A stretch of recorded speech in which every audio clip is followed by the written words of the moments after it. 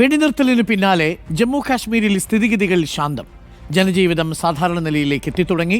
പാർക്കുകളും കടകമ്പോളങ്ങളും വിനോദസഞ്ചാര കേന്ദ്രങ്ങളും വീണ്ടും സജീവമായി. സംഘർഷത്തെ തുടർന്ന് അടച്ച 32 വിമാനത്താവളങ്ങളും തുറന്നു. അതേസമയം അതിർത്തികളിൽ BSF നിരീക്ഷണം ശക്തമാണ്. ആദിൽ പാലോട് തയ്യാറാക്കിയ റിപ്പോർട്ട് കാണാം.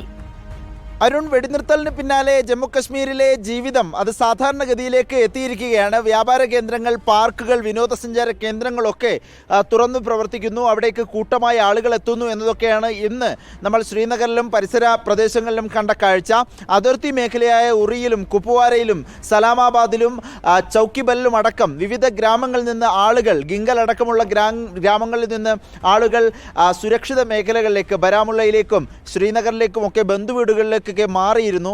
അവരൊക്കെ തിരികെ നാടുകളിലേക്ക് തിരികെ പോകുന്ന ഒരു സന്തോഷം നൽകുന്ന കാഴ്ച കൂടി ശ്രീനഗറിൽ, ജമ്മുകശ്മീരിൽ നമ്മൾ കാണുകയാണ്. അതിർത്തിയിലാകെ ഒരു ശാന്തത വന്നിട്ടുണ്ട് എന്നുള്ളതാണ് നമ്മൾ നേരിട്ട് അവിടെയുള്ളവരുമായി സംസാരിക്കുമ്പോൾ മനസ്സിലാക്കാൻ കഴിയുന്ന. ഭീതിയുടെ ദിവസങ്ങൾ മാറിപ്പോയിരിക്കുകയാണ്.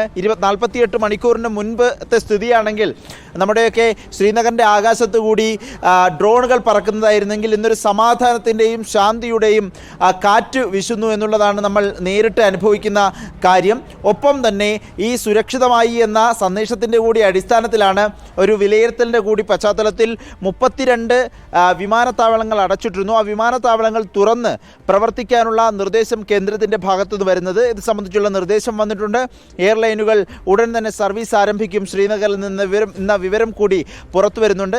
ഏതായാലും ഈ ഭീതിയുടെ അന്തരീക്ഷം ആകെ മാറിയിട്ടുണ്ട്. ഗ്രാമങ്ങളിലൊക്കെ സാധാരണ നിലയിലേക്ക് ജീവിതം എത്തിത്തുടങ്ങുന്നു എന്നുള്ളതാണ്. സഞ്ചാരികൾ കൂടി എത്തുമ്പോൾ കശ്മീരിന് ആ പഴയ മുഖവും ആ ഒരു സജീവതയും പൂർണ്ണ തോതിൽ തന്നെ മടങ്ങി വരും എന്നുള്ളതാണ് നമ്മൾ കരുതുന്നതും. അരുൺ.